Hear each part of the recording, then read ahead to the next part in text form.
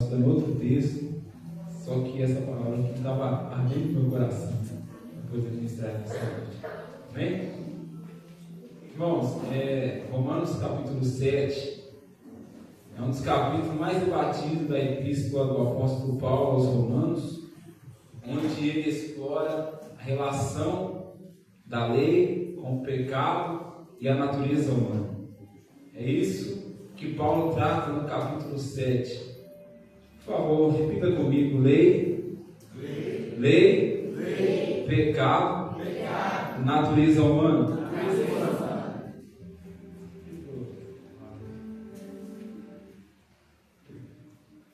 Eu vejo os símbolos musicais, não me perco aqui no barulho.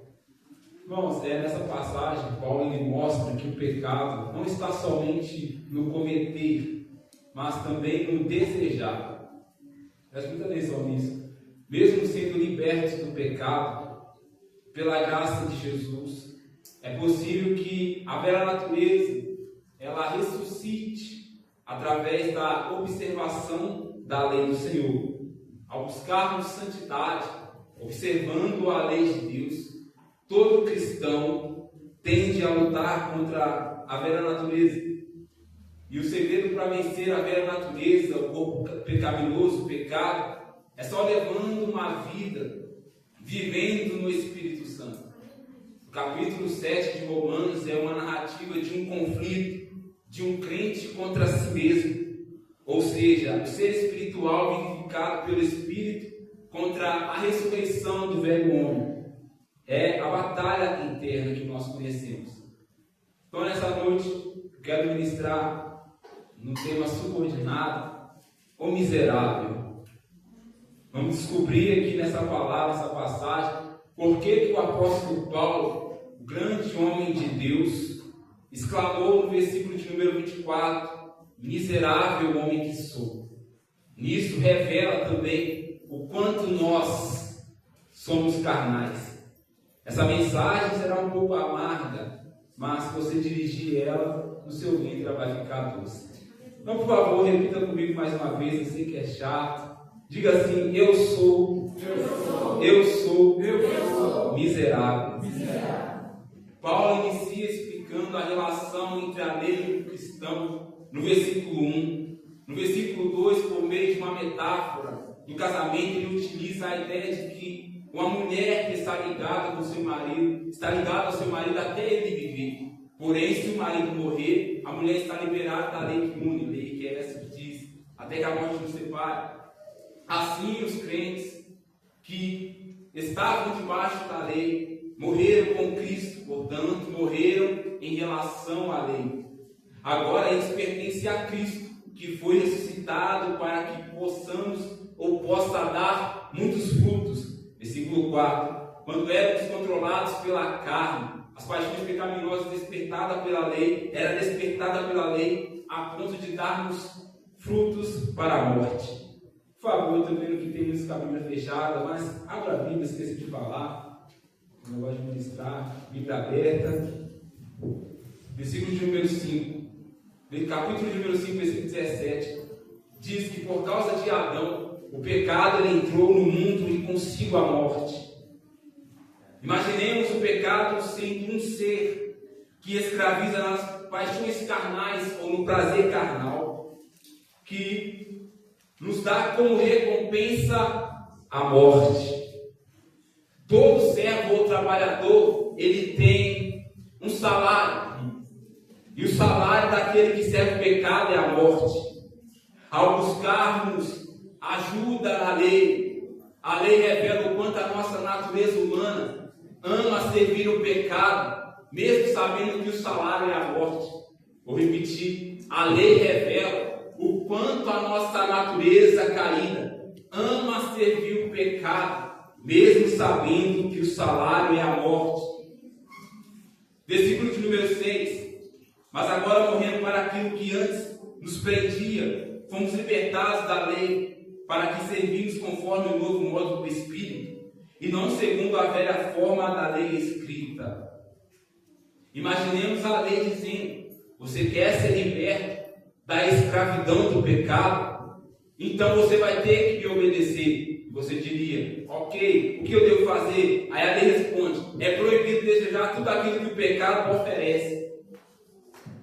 Então, se você desejar a mulher do seu próximo, eu te mato.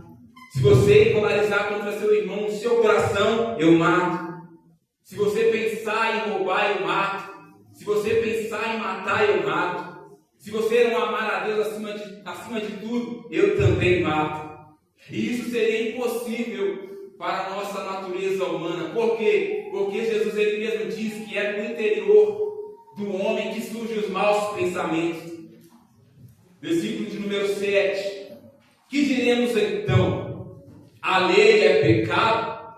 É uma pergunta retórica, repare, porque ele vai responder de maneira nenhuma. A lei em Romanos capítulo de número 7 é descrita em 4 palavras: santa, boa, justa e espiritual. Ninguém na face da terra, ou acima do céu, ou debaixo da terra, podem negar que a lei é santa, que a lei é boa, que a lei é justa e que a lei é espiritual. Por quê? Porque ela vem de um Deus santo, que é perfeitamente justo em tudo no que diz e em tudo no que faz. Paulo ele afirma que o mandamento é bom, logo o mandamento é a lei. Se assim, a lei também é boa. Por que a lei é boa? Porque ela revela também o caráter de Deus e nos ajuda a enxergar o quanto nós necessitamos da graça de Jesus. O que é a lei? A lei é o manual espiritual para o povo de Deus, para moldar o caráter exterior e também o caráter interior. Em outras palavras, a palavra de Deus, ela é a lei santa, justa, boa e espiritual. Quero fazer uma analogia, peço que preste bastante atenção. A lei, ela é como se fosse um espelho de um salão de beleza. Você é como se fosse um cliente e o cabeleireiro ou barbeiro é como se fosse Cristo. Bora lá para ver se vocês pegarem. A lei é comum de um salão de beleza. Você é como o cliente. E o barbeiro, o cabeleireiro é como Cristo. Imagine você no salão de beleza cortando o cabelo, arrumando o cabelo para poder sair. Quando você vê algo que não está ficando bom, o que você faz? Ora, você não vai tomar a máquina do barbeiro para poder consertar. Você não vai pegar a chapinha da cabeleireira para você consertar, não. O que você vai fazer? Você vai pedir para o barbeiro, para o cabeleireiro, consertar o que está errado. Sim ou não? Por quê? Porque você está vendo no espelho. Assim, quando você olha no espelho, que é a lei, você vai conseguir enxergar a sua falha, o pecado. Só que você não vai poder fazer nada para consertar. Por quê? Porque você é o cliente. Então você pedirá para o cabeleireiro, para o barbeiro, Cristo, consertar o que está errado, o pecado. Sabe o que eu aprendo com isso? É que se qualquer tipo de cristão, religioso ou não, tentar se justificar diante de Deus, observando a lei, ele não conseguirá arrancar o pecado de si mesmo. Somente Cristo pode tirar o pecado através da sua graça, através do seu sangue, através do Espírito de vida, para nos livrar do pecado e da morte e da condenação também.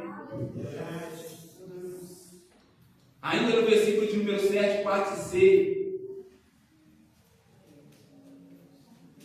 Pois na realidade eu não saberia o que é cobiça, se a lei não dissesse, não cobiçarás. Cobiça.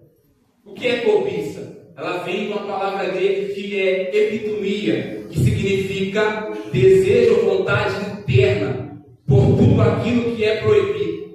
Então cobiça não está somente relacionada à prostituição, mas a tudo aquilo que é proibido para o cristão, como por exemplo, vontade de beber, vontade de fumar, vontade de beijar na boca, vontade de trair, vontade de matar, vontade de xingar, vontade de bater, raiva, ódio, rancor, orgulho, inveja, soberba. Tudo isso está relacionado à cobiça, desejo por aquilo que é proibido, o que se torna pecado. Paulo ele poderia ter usado qualquer outro tipo de mandamento, como por exemplo, não adulterarás, não roubarás, não matarás, não direis falso testemunho do seu irmão. Mas Paulo ele usou não cobiçarás. Por quê? Porque os outros mandamentos é aquilo que é exterior. Mas o não cobiçarás é aquilo que é interior, é o que surge de dentro, onde ninguém vê, mas Deus conhece e a lei o julga. Versículo 8, Paulo estabelece que a lei não é pecado. Ainda no versículo 7, mas é através da lei que o pecado se torna plenamente conhecido. Guarda isso que você vai entender essa mensagem. Vou repetir. Através da lei, o pecado se torna plenamente conhecido. Versículo 8, parte A. Mas o pecado, aproveitando a oportunidade dada pelo mandamento, produziu em mim todo tipo de desejo pecaminoso. A lei revela o desejo pecaminoso em nós. Como eu disse, é como se fosse um espelho. Você não consegue identificar uma espinha no seu rosto se você não se olhar no espelho. Você não consegue ver uma sujeira no seu dente se você não olhar no espelho. Assim, se você não olha na lei, se você não observa a lei, se você não medita na palavra, você vai estar andando em pecado sem saber que está pecando. Versículo de número 9. Paulo diz: antes eu vivia sem lei. O que Paulo está querendo passar é: antes de eu me converter ao cristianismo, antes de eu aceitar Jesus, eu não sabia que cobiça, desejo de pecar, era pecado. Como, por exemplo, raiva, desejo de não perdoar. A lei diz: perdoa, e você diz: eu não perdoo. Ódio, raiva, ódio, desejo de vingança. A lei diz: a vingança pertence ao Senhor, mas você diz: aquela vaca me paga. Mágoa, desejo de ver cair aquele que o feriu. A lei diz: olhe por aquele que vos maltrata. Aí você diz: tomara que quebre a cara. Versículo de número 10. Eu achei que ao meditar nas Escrituras eu ia obter vida, mas pelo contrário, ao meditar na palavra, gerou em mim morte. Eu queria meditar nos frutos do Espírito: paz, alegria, amor, longanimidade, benignidade, fidelidade, mansidão, domínio próprio. Mas Gálatas capítulo de número 5 me mostrou que o que opera em mim são as obras da carne: raiva, ódio, prostituição, inveja, etc. Eu queria meditar nas palavras de Jesus para servir a Deus, porque Ele diz: vinde a mim, tome cada dia a sua cruz e siga-me. Mas Lucas capítulo de número 9 me mostrou que eu não consigo renunciar às minhas vontades. Versículo de número 11. A gente vai assim, versículo por versículo. Se não quiser escutar, tem duas portas abertas. Pois o pecado, aproveitando a oportunidade dada pelo mandamento, enganou-me e por meio do mandamento me matou. O pecado, aproveitando essa oportunidade, que oportunidade que mostra que eu sou impotente, me enganou e por meio do mandamento me matou. Tiago capítulo 1 versículo 15 diz que depois do pecado ser consumado, gera morte. Ou seja, quando alguém comete um pecado exterior, a consequência é o quê? Morte espiritual e às vezes também morte física. Mas Paulo, nessa passagem, ele mostra que o pecado também mata por dentro. Quando o pecado surge por dentro, ele mata. Por quê? Versículo 13. Porque o pecado é excessivamente maligno, extremamente pecaminoso. Agora eu digo: ódio gera morte, mágoa gera morte, inveja gera morte, rancor gera morte, morte espiritual. O pecado é imundo, o pecado é sujo, é o veneno da serpente lançada no jardim do Éden. O pecado também é descrito em 4 palavras no Romanos capítulo 7. Revive, é maligno, engana e mata. Em ação, versículo 9, ele revive. Versículo 11, engana e mata. Versículo 13, é excessivamente maligno. ou como está na minha tradução, é extremamente pecaminoso. O pecado evolui como um vírus, é como se fosse um câncer que vai crescendo até matar. Assim também é o pecado. E se a pessoa não tratar o mais rápido possível de ser vacinado no sangue do Cordeiro, é morte espiritual na certa. Por quê? Porque o salário do pecado é a morte. Aleluia. 14.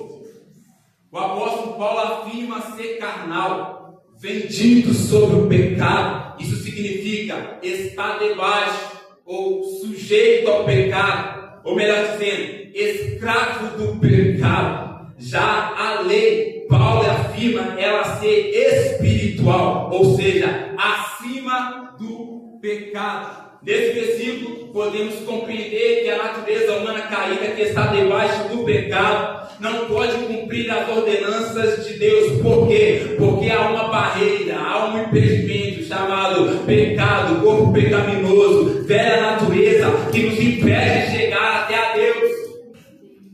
A natureza humana caída é inimiga de Deus e não pode agradar a Deus. No capítulo 8, versículo 7, ele afirma a inclinação. Por favor, fala essa palavra, inclinação. A inclinação é inimizade contra Deus.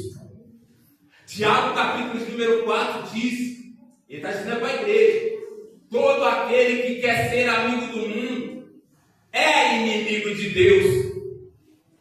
A velha natureza, irmãos, não faz o que é bom, como por exemplo, a velha natureza não consegue obedecer à lei. Isso seria uma boa coisa, sim ou não?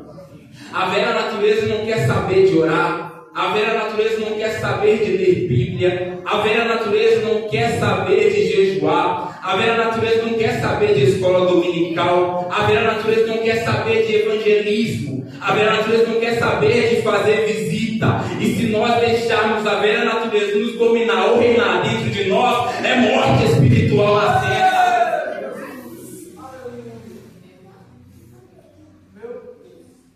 É por isso que nós vemos as igrejas fracas, as igrejas vazias, não somente de pessoas, mas vazias da presença de Deus. Irmão, se nós estivermos aqui nesta noite, todos cheios do Espírito Santo, na hora da oração, os irmãos iriam trazer lenha. Na hora do hino da harpa, Deus ia acender o fogo no altar. Na hora das oportunidades aqui, quando as irmãs cantassem, enfermidade ia bater retirada. Quando os jovens louvassem, os jovens desviados iam derramar lágrimas querendo voltar para Jesus.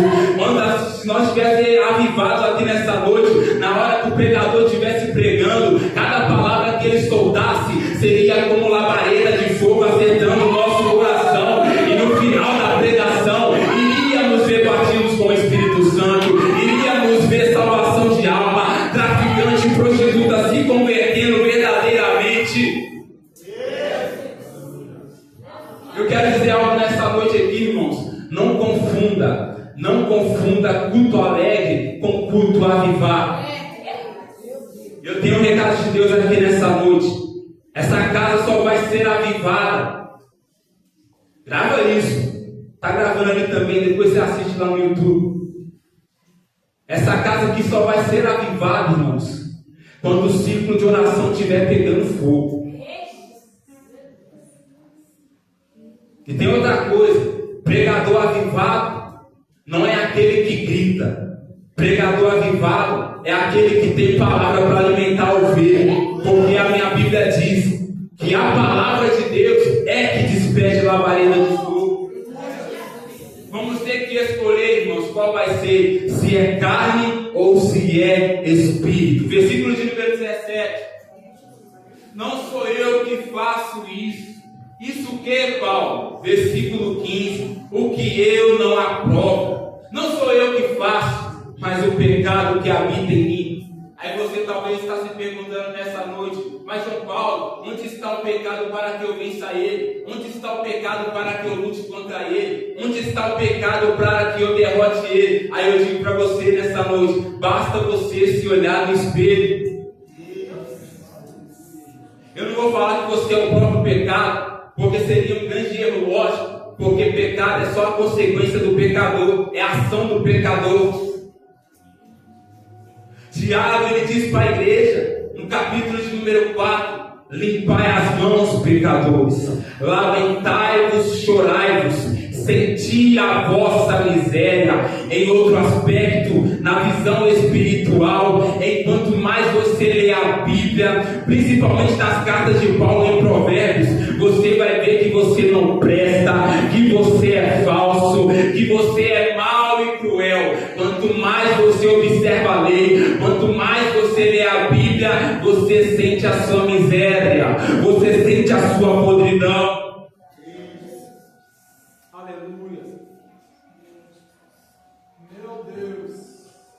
Paulo declara 3 vezes nessa passagem que o pecado habita em nós. Versículo de número 17: o pecado habita em nós e opera o mal em nós. Versículo de 18: em nossa carne não habita bem algum. Versículo de número 20: o pecado que habita em nós só faz o que nós não queremos. Observando o texto de Romanos, entendemos que o pecado é um ser muito mais perigoso do que o Satanás, porque o diabo você resiste e ele foge de você, mas se você tentar resistir ao pecado, você cairá.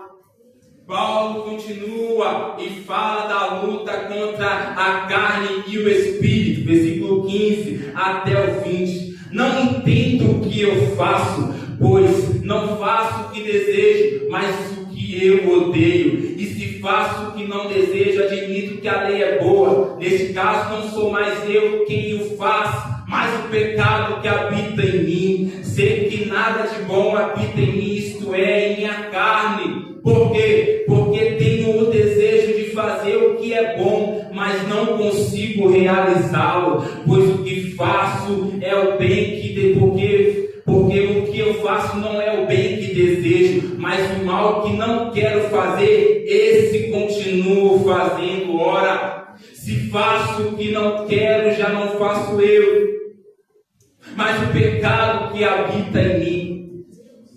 Isso é o nosso retrato às vezes, irmãos. A gente não quer mentir, mas mente. A gente não quer xingar, mas xinga. A gente não quer brigar, mas briga.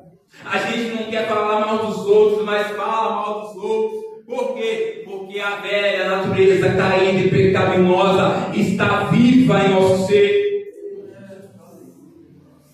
Versículo de número 21. Paulo revela uma profunda verdade sobre a experiência humana, a coexistência da luta entre o desejo de fazer e a presença do mal. Ao afirmar, acho então esta lei em mim, ele está refletindo sobre a realidade da natureza pecaminosa que habita no homem. Essa lei que se refere, não se refere apenas à legislação interna, mas à coexistência interna que reconhece a luta do bem contra o mal. A velha natureza, guiada pelas paixões da carne, contra a nova criatura, guiada pela vontade do Espírito. E lá em Gálatas, capítulo de número 5, ilustra muito bem esse conflito da carne contra o Espírito. Esses se opõem um ao outro. Na tradução NTLH que diz bem, o que o Espírito quer é contra o que a natureza quer. O Espírito diz orar, mas a velha natureza diz dormir. O Espírito Santo diz jejuar, mas a velha natureza diz comer. O Espírito diz ler Bíblia, mas a velha natureza diz assistir série. Mas Paulo diz no capítulo 5, versículo 1: eu, porém, vos digo, andai em espírito e não cumprireis a vontade da carne. Vivam no espírito e não cumprirei a vontade da carne. Mas talvez você esteja se perguntando esta noite, ou perguntando para mim, mas João Paulo, viver no Espírito, andar no Espírito, é difícil demais, é muito complicado, tem que pagar alto preço, tem que ficar ali de joelho, com o joelho doendo no chão, orando o tempo todo, tem que ficar perdendo meu tempo lendo Bíblia, tenho que ficar morrendo de fome em jejum. Sabe o que eu queria mesmo, João Paulo? Eu queria estar numa praia, colocar aquela tanga, ou aquela sunguinha do piu-piu, requebrar as minhas coisas todas na praia, e dar aquele tigum na beira do mar ou na água. Isso que é bom, isso que é top. João Paulo, sabe o que eu queria? Eu queria era relaxar. Calma. Vou te dar a sentença, vou falar para você a sentença disso é morte. Mas talvez você está perguntando também, e como é que vive no Espírito? Eu não vou só te falar, mas como também eu vou te lembrar. Lembra quando você tinha um desejo de ser batizado pelo Espírito Santo? Não era a sua vontade, era a vontade do Espírito. Lembra quando você tinha aquele desejo de ter os dons espirituais? Não era a sua vontade, era a vontade do Espírito. Lembra aquela quando você tinha vontade de cantar, vontade de pregar, vontade de louvar no conjunto ou no período de louvor? Lembra quando você tinha aquele impulso interno para poder evangelizar, para poder fazer visita? Você lembra? Não era a sua vontade, era a vontade do Espírito Santo na sua vida.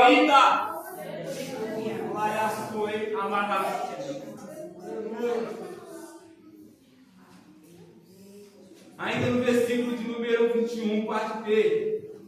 Quando eu quero fazer o mal, quando eu quero fazer o bem, o mal está comigo. Paulo está fazendo uma analogia aqui de um escravocrata e um escravo. O que é um escravocrata? Escravocrata é aquele que guia ou conduz, vigiando um escravo, com correntes ou corda e com açoite para poder bater, com chicote para poder açoitar. Um exemplo, imagine um escravocrata fazendo o seu serviço, e ali ele está vigiando os seus escravos, e um dos escravos tem um pouco de água, logo ele vê o seu parceiro sem água, cansado, mais senhorzinho, então ele decide ajudar a ele. Mas quando o escravocrata vê aquela cena, ele vai logo de encontro e começa a chicotar a ele, começa a bater nele, começa a xingar ele e pode falar assim: você não faz o que você quer, você faz o que eu mando. A natureza humana carnal é escrava do pecado. Quando eu quero fazer o bem, o mal está comigo. O salmista escreveu no Salmo de número 40 dizendo: porque males sem conta me cercam, porque males sem conta me cercam, minhas iniquidades me alcançaram, de tal forma que não consigo levantar a vista. Eu disse que a palavra ia ser um pouco amarga. Versículo 23. Vejo nos meus membros, ou seja, na minha carne, outra lei que batalha contra a lei do meu entendimento. Agora piorou. O que Paulo está querendo dizer agora é: a lei não está somente na Torá, a lei não está somente na Bíblia, mas a lei agora também está no meu entendimento. Jeremias, capítulo de número 31, versículo 33 diz: depois daqueles dias, que dia? Aquele dia que Jesus veio, morreu na cruz e morreu por nossos pecados. Depois desses dias, diz o Senhor, porei a minha lei no seu interior e a escreverei na tábua do seu coração. Ao crermos em Jesus, somos libertos da velha natureza e nascemos como uma nova criatura. Versículo de número 22. Temos prazer na lei de Deus. Jesus disse em João 3: é necessário nascer das águas e do Espírito. E essa nova criatura que nasce, irmãos, ela já nasce com a lei e os mandamentos de Deus encravada no nosso peito. Então não adianta abolir a lei. Não adianta deixar de ler a Bíblia ou deixar a Bíblia de lado. Porque se você nasceu verdadeiramente de novo, a lei de Deus está escrita no seu coração. E essa lei que nasce com nós é muito mais pesada que os 10 mandamentos, que as leis dos 10 mandamentos. Por quê? Porque você sabe agora que mentira é pecado, ter inveja é pecado, guardar mágoa, pecado. Não pode beber, não pode fumar. Você isso sabe muito bem, sem precisar de observar a lei. Aí quando pensa que não, quando paramos para meditar na lei que está no nosso entendimento, renasce das cinzas a velha natureza, o homem velho pecaminoso. Aí inicia a guerra da carne contra o espírito. A guerra contra o espírito. A inclinação da carne é morte, mas a inclinação do espírito é vida e paz. A palavra inclinação, vou pedir para vocês repetir, ela significa aquilo que se tem na mente, ou propósito, ou melhor, pensamentos. Quando você pensa nas coisas carnais, nas coisas da terra, gera morte. Mas quando você se inclina, ou seja, quando você medita, pensa nas coisas do Espírito, é vida e paz. É vida e paz. Mas ainda no versículo 23 de Romanos, Paulo ele diz: a batalha me prende debaixo do pecado que está nos meus membros. Por mais que você lute, por mais que você vença a velha natureza, ela está amarrada, está presa em você. O pecado que habita em você te cerca de um lado e de outro, segura nos seus punhos com grande força, ainda te xinga, te bate, te humilha, te joga por terra, pisa na sua cabeça e te prende debaixo do pecado. O que você está alimentando mais? A carne ou o espírito? Pelo que eu vejo, carne. E eu sou do tipo que não prega para um, para dois. Eu prego para a igreja inteira. Inclusive eu sou o primeiro a receber a mensagem. Nós não estamos vivendo no espírito. Estamos todos na carne, tentando fazer com a força do nosso próprio braço. Não estamos sendo guiados pelo Espírito, irmãos. Como eu disse, se formos guiados pelo Espírito, vai haver um grande avivamento aqui. Quando nossos pensamentos e propósitos estivermos ligados nas coisas do Espírito e não na carne. Esse conflito revela aqui a velha natureza, irmão, ressurgindo no cristão que deseja meditar nas coisas da carne, inclinar para a carne. Aí vem o clamor de um desesperado: miserável homem que sou, quem me livrará do corpo sujeito a essa morte?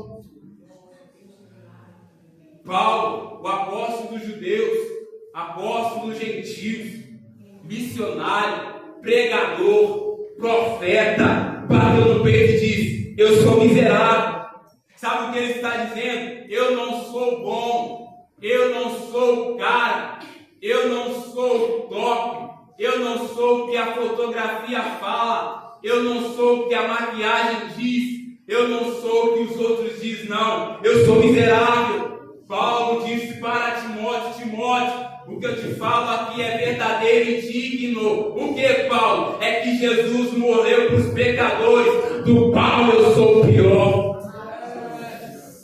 Isaías, no capítulo 5, eu já falei isso aqui, vou repetir. No capítulo 5 ele prega: ai de A, ai de B, ai de C, ai de fulano, ai de ciclano. Mas no capítulo 6, quando ele vê o Senhor assentado sobre um alto e sublime trono, serafins cantando santo, santo, santo, é o Senhor dos exércitos. Quando eles cantavam, a casa de Deus se enchia de fumaça da glória. Isaías, olhando aquilo, ele caiu no chão e diz: ai de mim, que sou pecador e vou perecendo, porque sou homem de lábios impuros e habito no meio de homens de impuros lábios.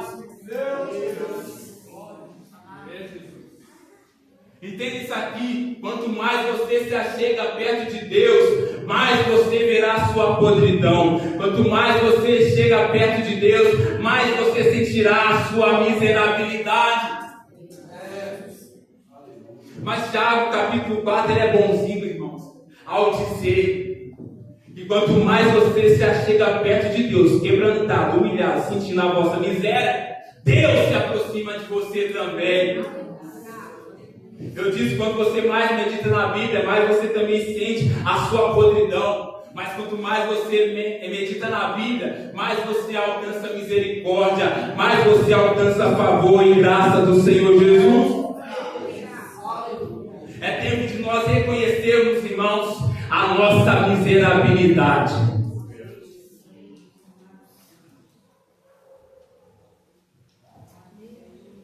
Meu Deus, aleluia, glória a Deus, aleluia. Diga Roma. Roma, irmão. Roma. Imagine você lá nos primeiros séculos. Esse bolso já acabou. Imagine você lá no primeiro século. E você tinha um inimigo. Está todo mundo fazendo conjectura, né? Eu também vou fazer.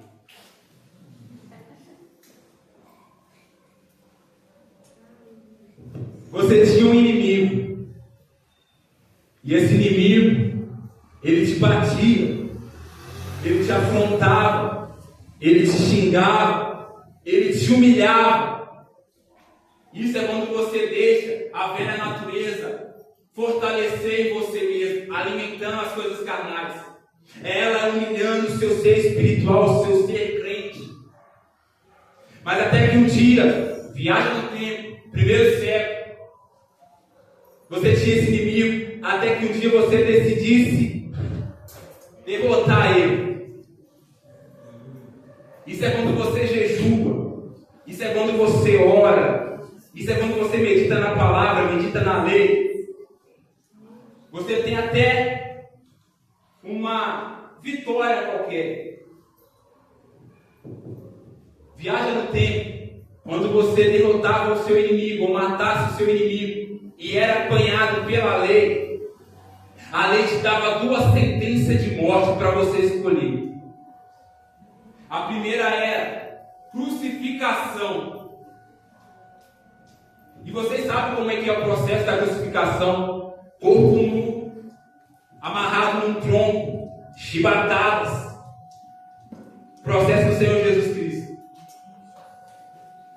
Depois caminhar carregando um pedaço de madeira até o lugar da crucificação, e lá pregava os seus braços, pregava o seu pé, seus pés, e depois quebrava o osso do seu joelho.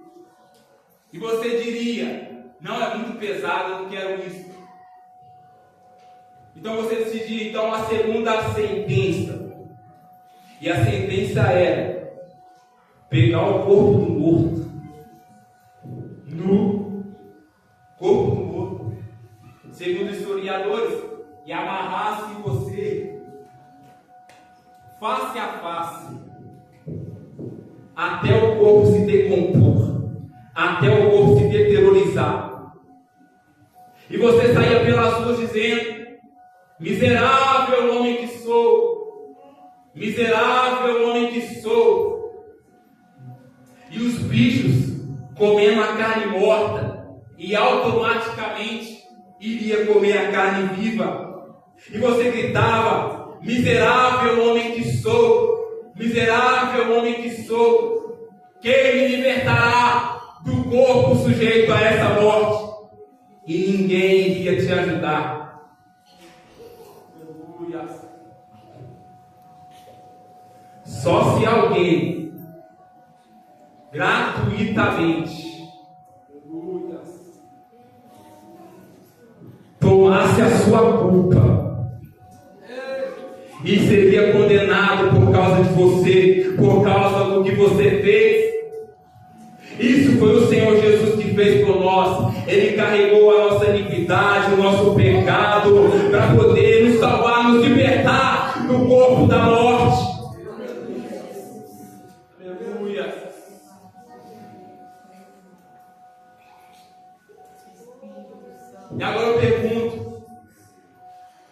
Aleluia. Quem faz uma pergunta que é o quê, irmãos? Quem faz uma pergunta que é o quê? E quem recebe algo faz o quê, pelo menos? Agradece. Olha o versículo de número 25. Graças a Deus por Cristo Jesus, o nosso Senhor. Graças a Deus por Cristo Jesus, o nosso Senhor. Ele veio para poder nos salvar, nos libertar do pecado. No versículo de número 1 do capítulo 8 vai dizer: portanto agora nenhuma condenação há para aqueles que estão em Cristo Jesus, o nosso Senhor. Como foi dito aqui nessa noite de João Batista, quando ele estava batizando lá no Rio Jordão, fazendo a sua obra, apareciam uns camaradas lá e perguntou: quem é você? E ele diz: eu não sou Elias, eu não sou nenhum dos profetas, eu não sou Cristo. E quem é você então? Eu sou a voz daquele que clama no deserto: preparai e endireitai o caminho do Senhor. Aleluia. E assim ele é antes de mim, cujo qual eu não sou digno de desatar a sandália dos seus pés. Ele vos batizará com fogo e com o Espírito Santo. Só que esse aqui não é o principal assunto. O principal assunto foi no outro dia, quando Jesus apontou lá em cima e João Batista diz: eis aí o Cordeiro de Deus que tira o pecado do mundo. Ele não alisa, ele não cobre, ele tira. Ele não substitui, ele não troca, ele arranca o pecado do mundo. Aleluia. Se coloque de pé, irmãos.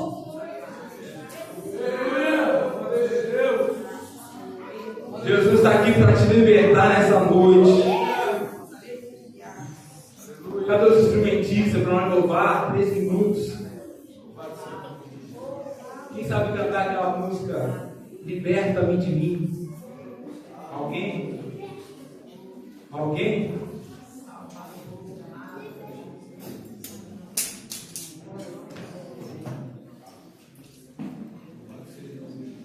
Alguém nessa hora sabe cantar essa música? Eu só sei só o começo.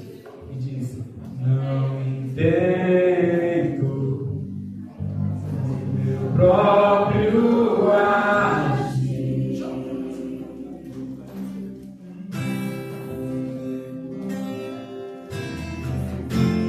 sem tua graça, o que seria de mim?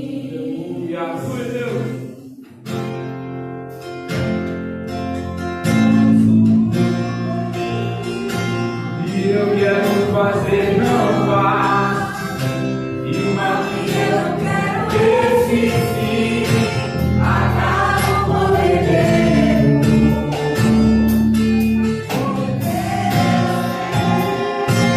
Ele toca e espírito em uma guerra inevitável, na qual eu não entendo.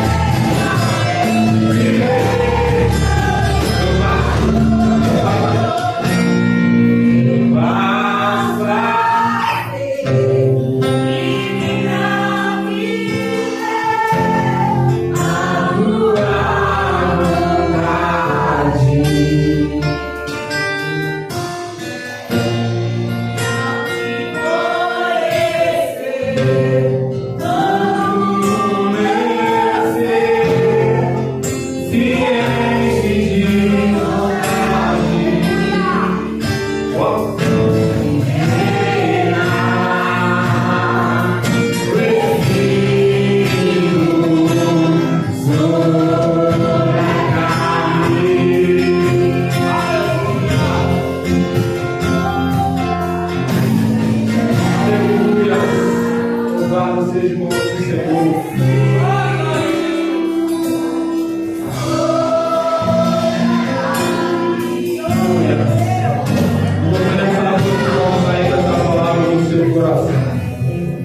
Tempo de nós andarmos no Espírito. É tempo de nós meditarmos nas coisas do Espírito e não nas coisas da carne, irmãos. Só Jesus, somente Jesus, através da sua graça, pode te libertar, pode te fortalecer. E com a ajuda do Espírito Santo, você vence o pecado, a carne, o corpo pecaminoso, a velha natureza, o seu próprio desejo cobiçoso. Somente através do Espírito Santo.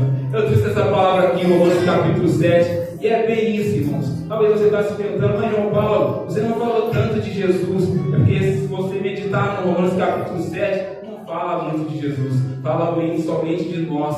Mas Jesus, ele aparece no final. E eu quero convidar você, quando chegar na sua casa, começar a meditar no capítulo 8, que você vai ver que é andar no Espírito Santo. Amém? Amém. Agradeço o Senhor. Agradeço a oportunidade de Jesus.